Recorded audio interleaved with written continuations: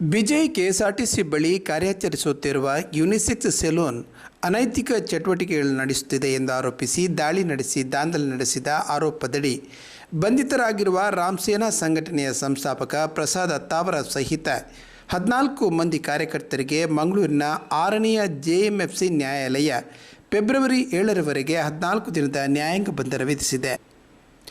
Unisex ಸೆಲೂನ್ಗೆ ಗುರುವಾರ ರಾಮಸೇನಾ ಸಂಘಟನೆಯ ಕಾರ್ಯಕರ್ತರು ದಾಳಿ ನಡೆಸಿ ಪೀಠೋಪಕರಣಗಳನ್ನು ಧ್ವಂಸಗೊಳಿಸಿ ಗಾಜುಗಳನ್ನು ಪುಡಿ ಮಾಡಿದ್ದಲ್ಲದೆ ಅಲ್ಲಿದ್ದವರಿಗೆ ಜೀವ ಬೆದರಿಕೆ ಹಾಕಿದ್ದಾರೆ. ಮಂಗಳೂರಿನಲ್ಲಿ ಇತ್ತೀಚಿನ ದಿನಗಳಲ್ಲಿ ಯುನಿಸೆಕ್ಸ್ ಸೆಲೂನ್ ಮಸಾಜ್ ಪಾರ್ಲರ್ ಹೆಸರಿನಲ್ಲಿ ವೇಶ್ಯಾವಾಟಿಕೆ ಅನೈತಿಕ ದಂಧೆಗಳು ನಡೆಯುತ್ತಿದೆ. ಅಪ್ರಾಪ್ತ ವಯಸ್ಸಿನ ಮಕ್ಕಳನ್ನು ಅನೈತಿಕ ಚಟುವಟಿಕೆಗಳಿಗೆ ಪ್ರೇರೇಪಿಸಲಾಗುತ್ತಿದೆ. ಹಾಗೆಯೇ ಅಪ್ರಾಪ್ತ ವಯಸ್ಸಿನ ಹೆಣ್ಣು ಮಕ್ಕಳನ್ನು ಈ ದಂಧೆಯಲ್ಲಿ ಬಳಸಲಾಗುತ್ತಿದೆ ಎಂದು ಕೇಳಿಬರುತ್ತಿದೆ. ಈ ಕುರಿತಂತೆ ಜನಪ್ರತಿನಿಧಿಗಳಿಗೆ ಮಹಾನಗರ ಪಾಲಿಕೆ ಆಯುಕ್ತರು, ಮೇಯರ್ ಮತ್ತು ಪೊಲೀಸ್ ಇಲಾಖೆಗೆ ಕಡಿವಾಣ ಹಾಕಲು ಬಜರಂಗ ದಳ ದುರ್ಗಾವಾಹಿನಿ ಮನವಿ ಮಾಡಿದೆ. ಅನೈತಿಕ ದಂಧೆಗೆ ಕಡಿವಾಣ ಹಾಕಿ ಪರವಾನಗಿಯನ್ನು ರದ್ದು ಮಾಡಿ ಅದನ್ನು ನಡೆಸುತ್ತಿರುವವರ ವಿರುದ್ಧ ಜಿಲ್ಲಾಡಳಿತ ಕಾನೂನು ಕ್ರಮ ಕೈಗೊಳ್ಳಬೇಕು. ಇಲ್ಲವಾದಲ್ಲಿ ಮುಂದೆ ನಡೆಯುವ ಅನಾಹುತಗಳಿಗೆ ಜಿಲ್ಲಾಡಳಿತವೇ ಹೊಣೆಯಾಗಲಿದೆ ಎಂದು ದುರ್ಗಾವಾಹಿನಿ ಕೂಡ ಎಚ್ಚರಿಕೆ ನೀಡಿದೆ.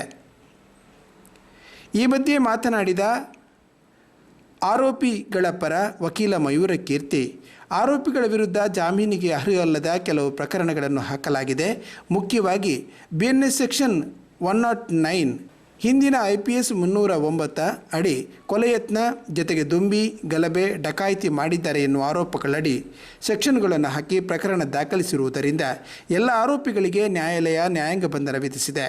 ಆರೋಪಿಗಳಿಗೆ ಜಾಮೀನು ಅರ್ಜಿಯನ್ನು ಹಾಕಿಲ್ಲ ಎಂದು ಆರೋಪಿಗಳ ಪರ ವಕೀಲ ಮಯೂರ ಕೀರ್ತಿ ಮಾಧ್ಯಮಗಳಿಗೆ ಹೇಳಿಕೆ ನೀಡಿದ್ದಾರೆ.